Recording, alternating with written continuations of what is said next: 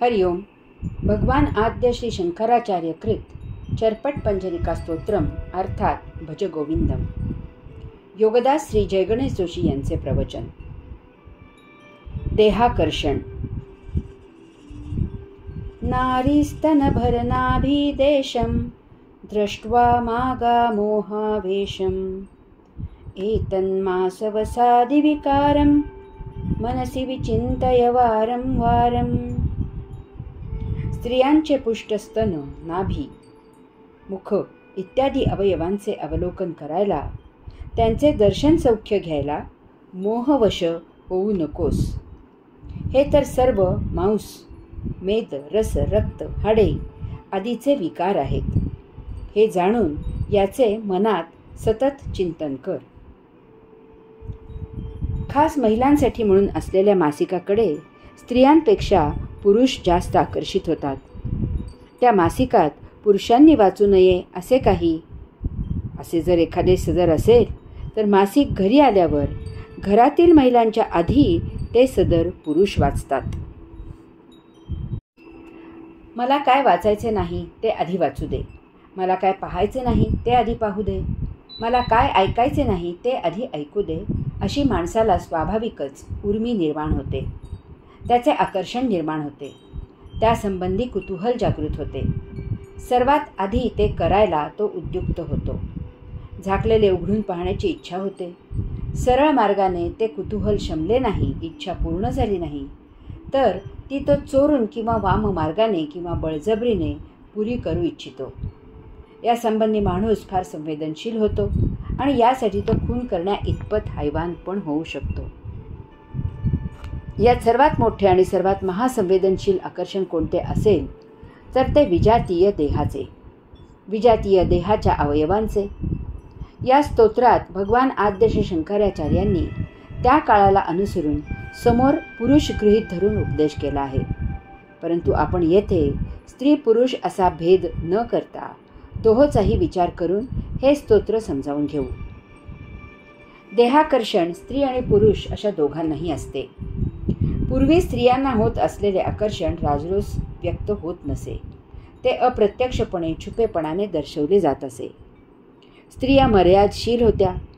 आता स्त्रिया पुरुषांप्रमाणे धीट झाल्या आहेत. असो, दोन विजातीय गोष्टीत स्वाभाविक आकर्षण असते. हे नैसर्गिक असते, कारण दोन भिन्न गोष्टी एकमेकांमुळे अस्तित्वात असतात. एक नसेल तर दुसरीही नसेल. सभ्यपणा असभ्यपणावर टिकून असतो. सर्वच सभ्य झाले तर त्या सभ्यपणाचे विशेष असे काही वाटेनासे होईल. सभ्यपणा सर्वसामान्य होईल. याचप्रमाणे अन्याय आहे म्हणून न्यायाला महत्त्व आहे. अन्याय नष्ट झाला तर न्यायाची गरज नष्ट होईल. अधर्म आहे म्हणून धर्माला महत्त्व आहे. अधर्म नसेल तर धर्माने वागणे सहजाचरण असेल. त्यात विशेष असे काही वाटणार नाही. याच प्रकारे कुरूप आणि सुरूप इत्यादी सर्व द्वंद्वे समजावून घ्यावीत. हीच गोष्ट स्त्री आणि पुरुष यांच्या बाबत आहे. अश्मयुगात पुरातन काळात आदिमानव कपडे घालत नव्हता. इतर पशुपक्ष्यांप्रमाणेच तोही विवस्त्र राहत होता. आजही जंगलात राहणाऱ्यांना कपडे घालणे माहीत नाही. आफ्रिकेत असा मानव आजही पाहायला मिळतो. बाली बेटावर आत्ता स्त्री पुरुषांना देह झाकून घ्यायला शिकवले गेले. परदेशी प्रवासी त्यांचे विवस्त्र फोटो काढून त्याचा दुरुपयोग करू लागले. त्यासाठी तेथे कपड्यांची सक्ती करण्यात आली आहे. कपड्यांची सक्ती करावी लागली याचाच अर्थ कपडे घालणे हे अनैसर्गिक आहे असेच त्यांना वाटत होते. मानवाने कपडे घालून देह झाकून घ्यायला सुरुवात केली. याची 3 कारणे असावीत. एक म्हणजे देह फार नाजूक आहे. देहाचे काही अवयव तर फारच नाजूक आहेत. त्यांचे थंडी, ऊन, वारा, पाऊस यापासून संरक्षण करणे आवश्यक झाले असावे. त्यामुळे त्याने कपडे घालायला सुरुवात केली असावी. दुसरे म्हणजे देहाचे हेच नाजूक अवयव विजातीयाला आव्हान देणारे, त्याला आकर्षित करणारे, त्याचे यौवन उद्दीपित करणारे, कामना चालवणारे आहेत. यामुळे अनावस्था प्रसंग निर्माण होतो. यासाठी ते झाकून घेणे क्रमप्राप्त झाले असावेत. तिसरे कारण आधुनिक काळाचे आहे. अनंत प्रकारचे कपडे घालून देहाचे सौंदर्य खुलवण्याची हौस पुरी करायला कपडे घालणे रूढ झाले असावे. यामुळे नसलेले सौंदर्य झाकता येते, हाही एक आणखी फायदा आहे. सुरुवातीच्या काळी अंग झाकायला झाडाच्या साली पाने वापरणारा, वल्कले नेसणारा मानव आता कपड्यांच्या निर्मितीत फार प्रगत झाला आहे. 1 नूर आदमी आणि 10 नूर कपडा असा वाक्प्रचारच रूढ आहे. असो, देहाकर्षण ही काही उघड्यावर 4 चौघात व्यक्त करण्याची गोष्ट नाही. आता सिनेमा, जाहिराती, नाचगाणी यात देह प्रदर्शनाला ऊत आला आहे आणि त्याचे दुष्परिणाम विनयभंग, अतिप्रसंग, सामूहिक बळजबरी आणि नंतर खून अशा नित्य होत असलेल्या प्रसंगातून स्पष्ट होत आहेत. भारतीय संस्कृतीबद्दल बोलले की सांप्रदायिकपणाचा आरोप केला जातो, परंतु जरा सखोल विचार करावा की इतर देशांकडून त्यांची शिस्त, स्वच्छता, प्रामाणिकपणा, कडबा देशाभिमान इत्यादी बरेच काही घेण्यासारखे आहे. त्यांची भाषा, वेश, खाणे पिणे आणि राहणीमानच फक्त घ्यायला पाहिजे असे नाही. उलट पाहिले जास्त उपयुक्तता आहे आणि दुसरे जीवनाला त्रासदायक आहे.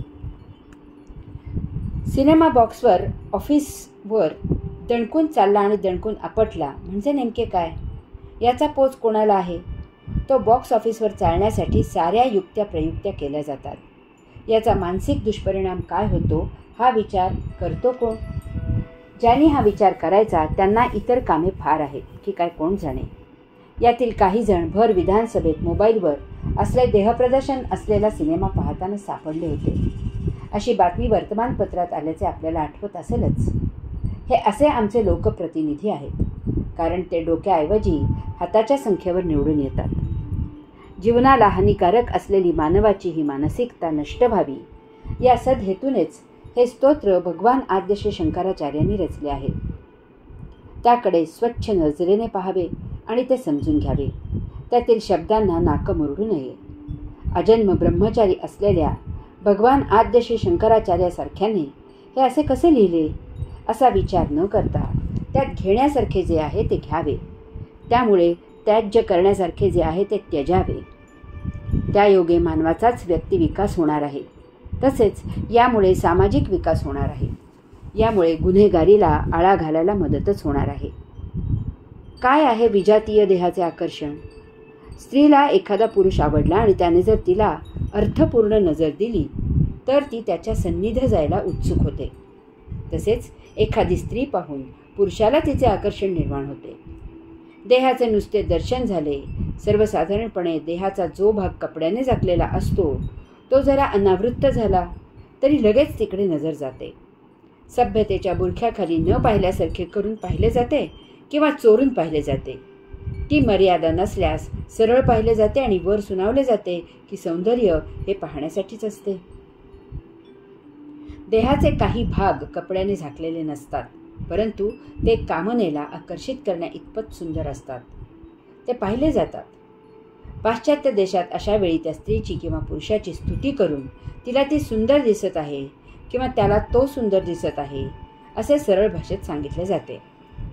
तुझ्या या अप्रतिम सौंदर्यामुळे माझे कामात लक्ष लागणे कठीण आहे असेही सांगितले जाते. अर्थातच हे सांगणे येथेच थांबते. कोणीही प्रत्यक्ष काहीही त्रास देत नाहीत.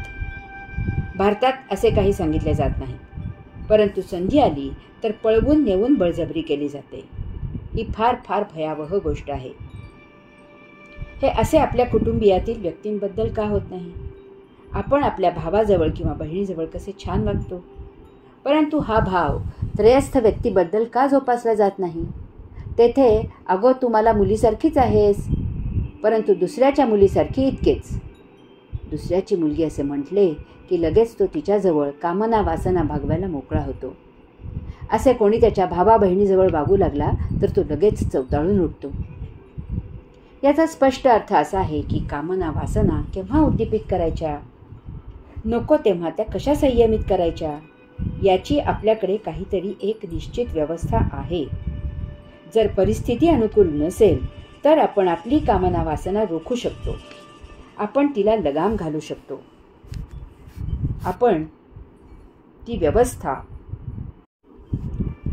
जर जोपासली तर नको येथे आपण कामनातूर होणार नाही. आपण आपल्या वासनांवर सहजच संयम ठेवू. याचा असाही अर्थ आहे की कामना वासना ही एक संमोहित क्रिया आहे.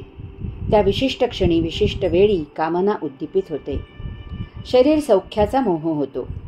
मनुष्य आपोआप ती कामना वासना पूर्ण करण्यासाठी खटपट करू लागतो. त्याची बुद्धी भ्रष्ट होते, मन ताळतंत्र सोडते आणि तो जे करू नये ते करतो. परंतु बुद्धीने ज्ञानाने समजावून घेऊन ती भावना आपण शांत करू शकतो. त्या मोहाचा नाश आपण करू शकतो. ही व्यवस्था आपल्यात उपजतच आहे. कामनेच्या आहारी जाऊन आपल्या संसाराची वाट लागते. संसारी नसल्यास आपल्या जीवनाची वाट लागते. पण वाट लागणे चुकत नाही. कामना बुद्धीत, डोक्यात, मनात भरली, तेथे ठाण मांडून बसली की त्याशिवाय इतर सर्व गोष्टी बंद होतात. इतर काहीही सुचेनासे होते. तोच एकमेव विचार सुरू राहतो आणि मग त्याचा विकार जडतो. मनुष्य धनसंपत्तीने भिके कंगाल होतो, देहाने रोगी होतो, समाजासाठी निंदेस पात्र होतो. हे सर्व ज्ञानाने जाणले तर कामना वासना यांना आळा बसू शकतो. त्या निदान क्षीण तरी करता येतात. ज्ञानाने जाणले नाही तर साधना करून त्या काबूत ठेवता येतात. यासाठी एक फार उत्तम, बिनतोड आणि सुयोग्य असा आध्यात्मिक उपाय भगवान आद्य श्री शंकराचार्य येथे सुचवत आहेत. त्यांचा हा उपाय त्रिपदरी आहे. उपायाची पहिली पायरी आहे ती म्हणजे हे जाणून घ्यायचे आहे की देहाचे अवयव हे निव्वळ मांसादीचे गोळे आहेत.